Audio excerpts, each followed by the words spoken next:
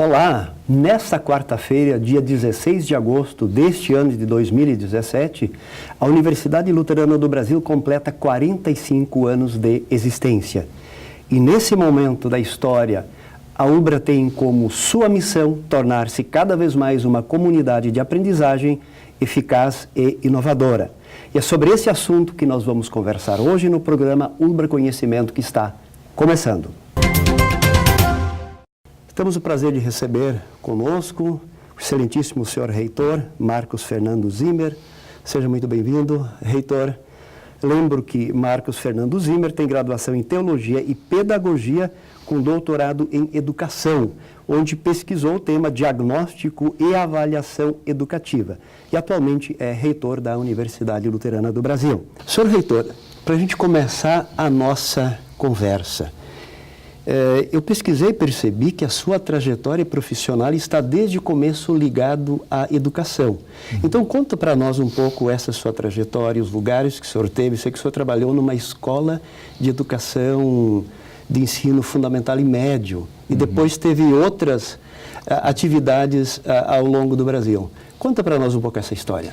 Bom, primeiro agradecer pela oportunidade de estar aqui no programa UBRA Conhecimento, que é um programa que justamente visa compartilhar com a comunidade acadêmica um pouco daquilo que se faz dentro da universidade, né? Então, parabéns pelo programa, pelo andamento do programa. Bom, como tu disseste, a minha trajetória ela se deu muito, basicamente toda na área da educação. Eu sou gaúcho, natural de Ijuí, e quando eu tinha meus 15 anos, eu saí de casa, né? No bom sentido, mas saí de casa para estudar. Eu vim fazer o então segundo grau, né? Aqui em São Leopoldo, no Instituto Concórdia, ali ao lado do Zoológico de Sapucaí. Sim. E ali eu fiz meu segundo grau, e o segundo grau na época ele habilitava para o magistério das séries iniciais. Sim. Então quando eu entrei no segundo grau, eu decidi concluir também o magistério, fiz o estágio no magistério na época, inclusive tive a grande oportunidade, é uma experiência que eu levo comigo até hoje, de ter uma turma de primeira série no estágio. Olha só. Uma turma de alfabetização. Então, trabalhei com crianças e com um grande desafio, naquela idade, eu tinha meus 18 anos, de trabalhar uma turma e alfabetizá-la. Então, foi uma experiência muito rica que eu guardo até hoje. Da sua formação em nível de segundo grau antigo, é magistério? Magistério. Então, eu concluí esse ciclo do magistério, fiz o estágio, teve até formatura, né? Isso foi em 1985. E a partir daí, quando eu concluí o magistério, eu ingressei na faculdade de teologia na época, né? Ali mesmo no Instituto Concórdia, no Seminário Concórdia. Desde sempre trabalhei 40 horas semanais e fazia a faculdade à noite, né? Então, era o meu ritmo de trabalho sempre, né? Então, eu trabalhei na escola, depois eu tive a oportunidade de dar aula na própria faculdade de teologia, algumas cadeiras, né? Na área também de didática, né? Havia uma disciplina específica para os futuros pastores, então a questão da didática do ensino religioso. E aí eu me formei em teologia, depois comecei a pedagogia, né, e também concluí esse curso. E nesse meio tempo em que eu estava fazendo pedagogia e trabalhava na escola em São Leopoldo, eu recebi um convite por parte, na época da igreja, para uma vaga como capelão na unidade da UBRA em Ji-Paraná, em Rondônia. E eu estava mais ou menos na metade do meu curso de pedagogia e tive que tomar essa decisão, então, de largar tudo aqui e ir para o norte do país, isso no ano de 1994. Lá eu trabalhei 2 anos como capelão da unidade, também dando aula, né, de cultura religiosa, né, como temos até hoje. E depois de 2 anos, passados 2 anos, eu recebi o convite, então, para assumir a direção do campus de Ji-Paraná, em função de que o diretor de então havia sido transferido para o campus de Palmas, no Tocantins. Aí outro desafio. Outro desafio de sair da área da docência, então, para entrar numa área administrativa de gestão, que é o cargo de diretor. E depois, então, em 2008, lá pelo mês de outubro, eu recebi o convite, então, para vir trabalhar aqui em Canoas, como pró-reitor adjunto de graduação na época, né? E também aceitei esse desafio. Havia passado praticamente 15 anos fora do estado. E, logicamente, o meu desejo era um dia retornar para o Rio Grande do Sul. A família toda ficou aqui, né? As minhas filhas são ji-paranaenses, as 2 nasceram em Rondônia, né? E daí aceitei o desafio de vir para a pró-reitoria aqui. E logo na sequência, ali depois, uns meses depois, então, acabamos sendo eleitos, né, para o cargo de reitor da UBRA. E estamos nessa função até hoje, então, né, nessa retomada, digamos assim, da instituição, tentando, então, novamente reconstruir algumas questões, né, e projetar um futuro para a universidade. Mas, de fato, a minha trajetória foi toda, né, no campo da educação. Esqueci de mencionar que nesse meio tempo em que eu estava em Ji-Paraná, eu ingressei no doutorado. Né, um doutorado que, na época, a UBRA tinha em convênio com a Espanha. Sim, né? perfeito. Então, eu acabei concluindo o doutorado pela Universidade de La Coruña, na Espanha. Isso foi no ano de 2005, se não me falha a memória, que eu defendi a tese, então, né, do doutorado. E continuei, então, atuando, né, mais na leitura e na pesquisa nesse âmbito da educação. Então, a minha vida, de fato, ela até hoje está ligada centralmente, né, à questão educacional. Então, a questão da educação e diante de diferentes desafios. Foram diferentes, né? Como eu falei, eu trabalhei com criança de pré-escola até universitários, né? Então foi uma rica experiência, né, que nos deu assim uma visão do todo, né, de todo o sistema educacional. Então a gente teve essa experiência de escola que foi muito rica, né, a experiência também de universidade, essa experiência de gestão que a gente também acabou acumulando nesses praticamente mais de 20 anos já também atuando nessa função de gestão dentro da instituição. Então, eu julgo que é uma trajetória, né, que a gente pôde dar um pouquinho de contribuição e, principalmente, aprender muito, né? Continuamos aprendendo todo dia, né? Eu acho que o aprendizado ele é algo que nós vamos carregar para o resto da vida, a gente está aprendendo. Cada dia aqui na UBRA a gente aprende também algo novo, né? Algo que nos desafia a pensar sempre o futuro. Bacana. Reitor Marcos, se a gente pudesse pensar agora nesse último ciclo na UBRA, na universidade, eu acho que a gente poderia dizer assim que a UBRA é uma instituição que dialoga com todos os segmentos e setores da sociedade. Ao mesmo tempo, nós temos um contraponto, se a gente olha para as redes sociais, nós percebemos muitas manifestações de extremismos de pessoas e grupos, enfim, que não dialogam. O senhor acredita que ainda hoje, vencer desafios, tensões, inclusive avanços, tanto em nível pessoal quanto em nível institucional, o diálogo ainda é uma das únicas saídas? Eu tenho plena convicção disso, professor Schubert. Eu acho que a própria instituição viveu um pouco da sua história, onde talvez faltou um pouquinho a abertura para o diálogo em alguns momentos. Então, a nossa pauta, inclusive desde que assumimos a reitoria, foi uma pauta do diálogo, né? Então, estabelecemos isso desde o início, até naquele momento mais difícil que a instituição viveu, o diálogo foi fundamental para se estabelecer alguma possibilidade de solução, né, para um futuro. Então, eu sou convicto de que o diálogo é o melhor caminho, né? É ao redor de uma mesa que a gente resolve as questões, olho no olho, dialogando, né? Podemos não ter respostas para tudo, podemos muitas vezes não conseguir atender a todos os pleitos e necessidades, mas dialogando a gente acha o caminho, porque eu entendo que é muito mais fácil errarmos quando a decisão fica centrada na cabeça de uma pessoa só, do que quando a gente compartilha, dialoga e tenta, através da experiência do outro, através do olhar do outro, da visão do outro, a gente constrói, às vezes, alternativas de solução que talvez um sozinho não teria condições de pensar ou imaginar. Então, eu sou um defensor sempre do diálogo, né? Assim, eu procurei ser como professor também em sala de aula, né? Perfeito. Dialogar com os alunos, estabelecer aqueles contratos que a gente tem que estabelecer com o professor em sala de aula, para que todos possam, em conjunto, jogar esse jogo, né? Então, o professor não pode entrar em sala de aula como o juiz que conhece a regra e pronto, né? Não, ele está num jogo onde ele tem atores, no caso, os alunos. Então, é necessário esse diálogo para que a gente não tenha dificuldades, né? Eu percebo na experiência do dia a dia que a maioria dos problemas que nós temos na universidade se dá muitas vezes pela falta do diálogo. Falta do diálogo. É pela postura, né? Pela postura. Então, a gente cai naquela questão do relacionamento, da comunicação. Tem pesquisas que mostram isso, que o grande problema das empresas, instituições, 80% dos problemas é problema de comunicação. E comunicação é diálogo, é conversa, né? Então, a gente percebe no dia a dia aqui da UBRA o desenvolvimento daquilo que a gente pode chamar de inteligência emocional. Exatamente, né? Então a gente percebe na experiência do dia a dia que tem questões que você sentar com a pessoa, dialogar, você resolve o problema. E às vezes se cria toda uma celeuma, você falou em redes sociais, né? Sim, sim. Hoje às vezes uma vírgula mal postada gera uma série de tensões e comentários, e quando você vai analisar o ponto, né, principal, você vê que poderia ter sido resolvido numa mera conversa. Então eu defendo muito isso, tanto na gestão, como também a nível docente, né, que o diálogo seja a prática e a pauta do dia a dia. Principalmente porque hoje a sala de aula não é mais o centro das informações. Quer dizer, como era um período atrás, era na Idade Média, até há poucas gerações, onde o professor era o detentor.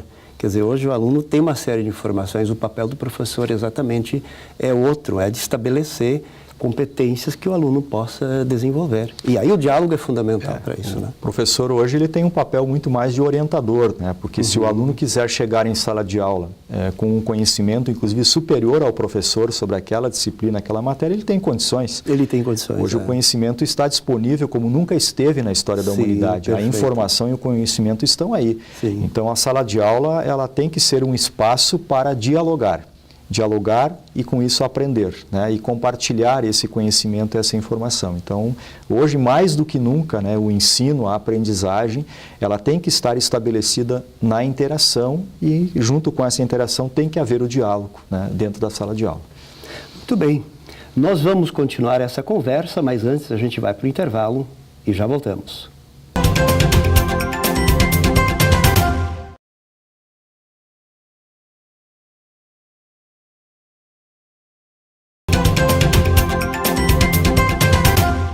ULBRA, uma comunidade de aprendizagem eficaz e inovadora, é o tema do ULBRA Conhecimento desta semana. Nós temos o prazer de ter conosco excelentíssimo senhor reitor Marcos Fernando Zimmer. Reitor, a gente terminou o bloco anterior falando da importância do diálogo, da construção em conjunto das questões. E a universidade tem um PDI, Plano de Desenvolvimento Institucional, recém-inaugurado. E ele foi construído também na base do diálogo. E quais são as questões mais importantes que esse documento coloca como ação da universidade? Bom, esse documento, primeiro, ele é um documento exigido legalmente, né, pelo Ministério da Educação. É um documento que estabelece o planejamento da instituição para um ciclo. No caso, nós estabelecemos os próximos 5 anos com o planejamento. E o interessante foi que a ULBRA, nessa sua trajetória, ela nunca havia passado por um processo de recredenciamento junto ao Ministério da Educação, que também é um processo legal. Ela até tentou fazer isso em 2008, não conseguiu, e nós retomamos esse assunto lá pelo ano de 2011. E recebemos em 2013 a visita da comissão do MEC para avaliar a instituição. E nessa avaliação ficou identificado um ponto fraco nosso, que era a questão do PDI. No seguinte sentido, que o documento que existia até então, ele não refletia a prática da universidade.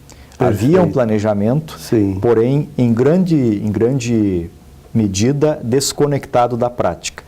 Esse foi um ponto fraco apontado pela comissão. Diante disso, eu chamei a nossa equipe, então, e eu disse, olha, nós temos que pensar em reformular e estabelecer um novo PDI. Bom, a primeira base para essa decisão foi, nós queremos um documento que seja construído por todos, pela comunidade acadêmica. Porque na história do ensino superior brasileiro, o PDI de muitas instituições ou é escrito por alguém dentro de um gabinete, ou a universidade contrata uma consultoria externa que entrega pronto, e pronto, é um mero formalismo, digamos assim. Eu disse, não, vamos fazer um PDI como manda o figurino, vamos dizer assim. Né? Vamos estabelecer uma pauta de construção coletiva. E aí nós fizemos isso no ano de 2016, durante todo o ano. Nomeei uma comissão interna que começou a trabalhar e fizemos então a própria reitoria, eu pessoalmente estive em todas as unidades da ULBRA, onde nós fizemos seminários abertos à comunidade acadêmica com a participação de alunos, professores, funcionários, também comunidade externa, né, da sociedade civil. Ouvindo os anseios. Ouvindo, né? E a partir de todos esses seminários começou-se a estabelecer então as principais políticas do PDI. E definidas essas políticas que foram aprovadas no Conselho Universitário, nós começamos a trabalhar então a fase operacional, que é estabelecer a partir das políticas, as metas e ações para os próximos 5 anos. Isso também foi feito de forma compartilhada, coletiva, dialogada.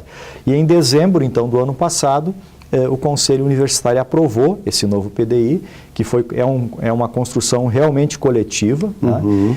E esse novo PDI, ele estabeleceu uma nova missão para a UBRA, né? Que é a pauta do nosso programa de hoje, que é ser uma comunidade de aprendizagem eficaz e inovadora. O que significa isso, reitor? Bom, primeiro é um grande desafio que nós estamos nos colocando para nós mesmos. Isso tem que ficar muito claro. Essa vai ser a pauta de trabalho durante os próximos 5 anos, né? Todos os nossos esforços, todos os nossos recursos, nós vamos estabelecer para cumprir essa missão. Bom, essa missão, ela nasce justamente de uma perspectiva, de uma visão que nós temos muito clara, que nós temos que revisitar e reestruturar o nosso modelo de aprendizagem. E por que isso? Perfeito. Porque nós estamos vivendo um outro momento em termos de humanidade. Nós falávamos antes do conhecimento, o acesso à informação, o acesso ao conhecimento. E não só isso. Essa geração que está chegando na universidade, ela tem um outro modelo de aprendizagem. Ela não aprende como eu aprendia, como tu aprendias. Ela tem um outro modelo de aprendizagem. Até pela facilidade, pela conectividade, pela interatividade que existe hoje, pelas redes sociais, por todo esse conjunto, ela tem uma outra lógica de aprendizagem. Então, esse aluno que chega hoje, na idade de 18 a 24 anos, que é a idade padrão para entrar na universidade, ele chega diferente do que a geração passada. Nós não podemos mais, como universidade, receber esse aluno aqui e ele encontrar um modelo de aprendizagem onde ele vai sentar 3 horas numa sala de aula e vai ficar ouvindo um professor. Esse modelo está superado. E nós temos que remodelar e reestruturar esse modelo. E esse é o grande desafio. Já se tem ideias, reitor, de como a gente poderia fazer isso? Bom, nós estamos trabalhando já, vai para o 3º ano agora, junto aos professores, né? Tu és professor da casa, tu sabes, os nossos seminários de formação continuada vêm trabalhando essa temática já há 2 anos, né? No sentido de que nós temos que trabalhar a cabeça do professor, naturalmente, né? O professor sempre vai ser o protagonista principal desse processo, eu não tenho sombra de dúvidas disso, né? Muitos às vezes olham assim, não, mas então o professor está descartado? Não, muito pelo contrário, o professor assume um papel muito importante nesse processo. Ele vai ter que se reinventar. Mas ele vai ter que se reinventar em alguns aspectos, né? Esse professor que nós falávamos antes de ser um mediador, um orientador, não é aquele que detém o conhecimento e simplesmente despeja isso para o seu aluno.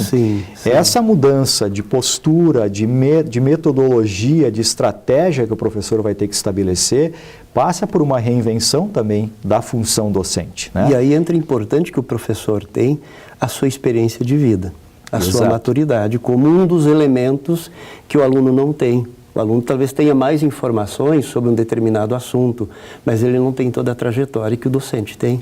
E muitas vezes o próprio aluno, ele chega em sala de aula com uma rica experiência de vida, né? Muitos dos nossos alunos, assim como o professor, já estão no mercado de trabalho, atuando, já têm uma longa experiência, né? E essa experiência toda tem que ser compartilhada. E aí vem o diálogo de novo, né? A postura do diálogo. E aí se construir essa aprendizagem em conjunto, né? Então é um rico desafio, um belo desafio que nós temos pela frente. Não vai ser simples, não é fácil, porque nós já vamos entrar em 2018 com um grupo de cursos já, passando por uma reestruturação curricular completa, visando atingir essa missão. Então, 2018 é um grupo de cursos, 2019 um outro, 2020 nós vamos concluir esse ciclo em 2021, onde todos os cursos da universidade estarão organizados de uma outra maneira, visando cumprir com essa missão. Então, a nossa expectativa é de continuar dialogando muito com os professores, dialogando muito com os alunos, né, para que a gente possa colocar a UBRA dentro desse novo momento que nós vivemos em termos de humanidade, né, dentro de um degrau acima, né. Eu entendo que se nós ficarmos parados, né, e não estamos, mas se nós ficássemos parados e não fizéssemos nada, talvez nós estaríamos com os dias contados.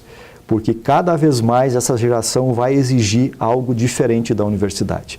E eu estou muito convicto que nós tomamos a decisão certa com relação a isso, porque nós estamos mexendo numa zona de conforto.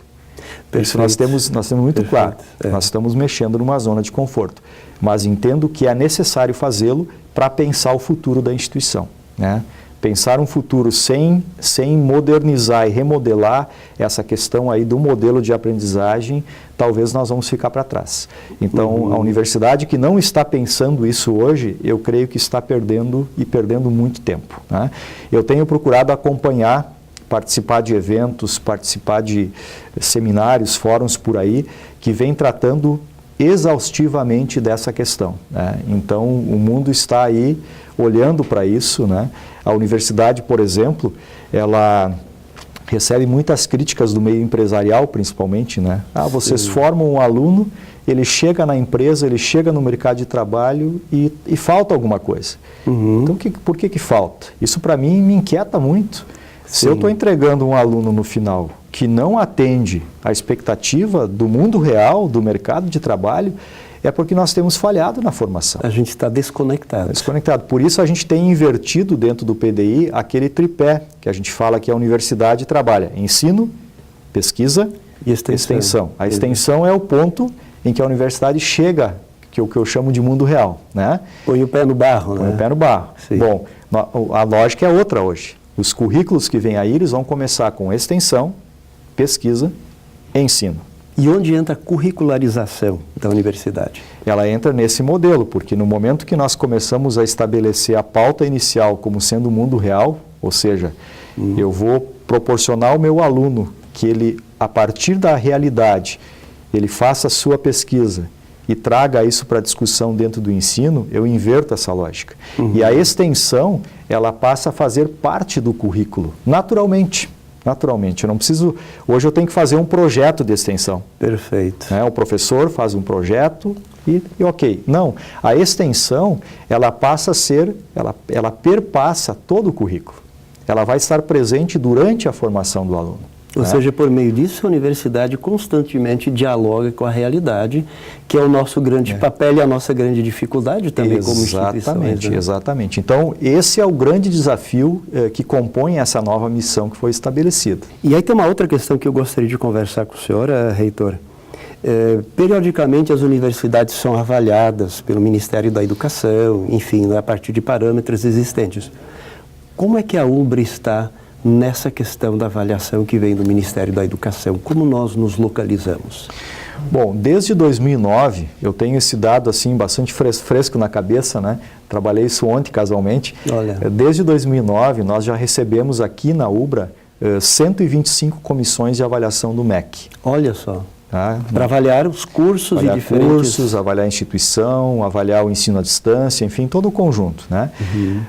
Nós não tivemos nenhum conceito negativo, né? O MEC avalia do conceito de 1 a 5. De né? 1 a 5, sim. Quase 72% das avaliações estão entre o conceito 4 e 5, que são os melhores conceitos. E tem uma gama de cursos que está no conceito 3, que é o conceito, digamos, a média, ainda, né? A média. Agora, conceito 1 e 2, que são conceitos que, aí sim, o MEC abre diligência, processo administrativo, você tem impactos disso no ENAD, você tem impacto isso até nas bolsas de ProUni, etc. Nós não tivemos nenhum problema dessa natureza nessa caminhada desde 2009. Então, considero que estamos bem avaliados, né? E isso é mérito, isso é fruto do trabalho, principalmente do professor em sala de aula, juntamente com seus coordenadores de curso, que ali conseguem estabelecer o padrão de qualidade do ensino que a UBRA oferece. E então isso nos deixa muito alegres, mas também sempre com muita responsabilidade, né? Claro. Porque a avaliação que o MEC faz, ela é muito importante. Eu defendo muito essa avaliação externa, porque é muito bom quando vem alguém de fora, e uma outra visão, um outro olhar, e olha para aquilo que nós estamos fazendo. Sim. Nós procuramos aproveitar cada relatório que a comissão deixa aqui de avaliação, procuramos aproveitar muito. Citei o caso do PDI, sim, que nasceu a partir de uma comissão que disse, olha, vocês têm que melhorar isso aqui. Então, montamos um plano, vamos atacar isso aqui, se não estamos bem, vamos resolver essa questão. E resolvemos. O PDI está aí construído dentro de uma outra lógica. Então, a avaliação que o Ministério faz é fundamental para o processo de qualidade das instituições de ensino. Eu sou um defensor dessa avaliação. Bacana. Reitor, um outro assunto que eu gostaria de tocar ainda, a universidade tem um grande percentual digamos assim, de alunos que estudam a partir de cotas educacionais, de cotas sociais, a partir de determinados acordos realizados. O senhor tem mais ou menos ideia, e esse processo vai continuar, existe por um tempo limitado? Porque eu tenho muitos alunos em sala de aula que só conseguem fazer faculdade graças a essa possibilidade de bolsas que a UBRA disponibiliza via acordos federais feitos, né? Mas a ideia é de continuar com esse processo ainda? A ideia, sim. Nós temos o ProUni, né, que é o programa do governo federal. Nós temos o ProIES, que é um programa que nós entramos agora em 2013, né, esse programa novo, que é vinculado ao ProUni, as regras são exatamente iguais. Nós temos um contingente de alunos no FIES, que é financiamento estudantil também pelo governo federal. Nós temos o financiamento próprio, né, que é o CRED-ES-UBRA. A questão da bolsa e do financiamento é fundamental hoje para o país. Se o Brasil quiser cumprir a meta do Plano Nacional de Educação, que é ter 33% dos alunos, do cidadão brasileiro entre 18 e 24 anos na universidade, não tem outra forma de fazê-lo a não ser proporcionar ou financiamento ou bolsa, né? O Brasil hoje está com 17%. Quer dizer, nós teríamos que dobrar o número de universitários brasileiros para cumprir essa meta. E não tem condições, o país não tem condições para isso. Hoje na UBRA, nós temos um total no conjunto todo, pela mantenedora, nós chegamos a 34% dos alunos estudando na instituição com bolsa integral. Isso perfaz um total hoje de 21 mil alunos, mais ou menos, arredondando o número, que estudam gratuitamente na instituição. Nós temos universidades federais nesse país que não têm esse número de alunos.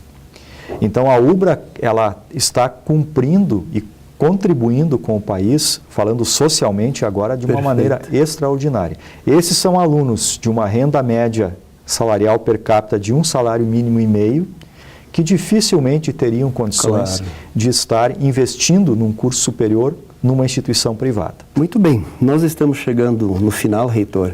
Mais 30 segundos para o seu recado final.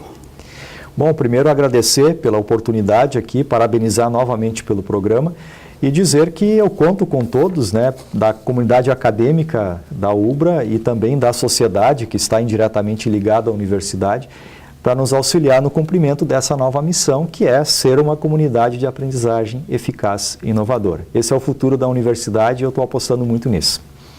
Senhor reitor, muito obrigado por essa conversa, muito obrigado pela sua companhia e nós voltamos na semana que vem para mais um UBRA Conhecimento. Até lá!